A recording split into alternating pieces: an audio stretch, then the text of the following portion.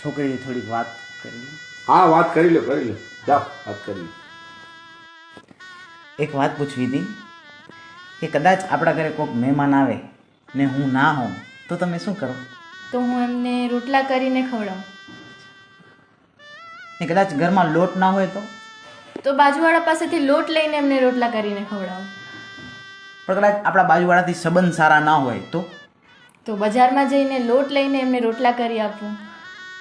પણ કદાચ આપણા પાસે એટલા રૂપિયા જ ના હોય કે આપણે એમ લોટ લઈ શકીએ તો હું મારા દાગીના વેચીને પણ લોટ લઉં અને રોટલા કરી આપું. આપણા પાસે કદાચ દાગીના ના હોય તો હું વાસણ વેચીને પણ લોટ લઉં અને એમને રોટલા કરી આપું. ને કદાચ ના હોય વાસણમાં તો લુખ્ખેશ્વર, તારા સાથે લગ્ન કરીને મારી જિંદગી ના બરબાદ કરું.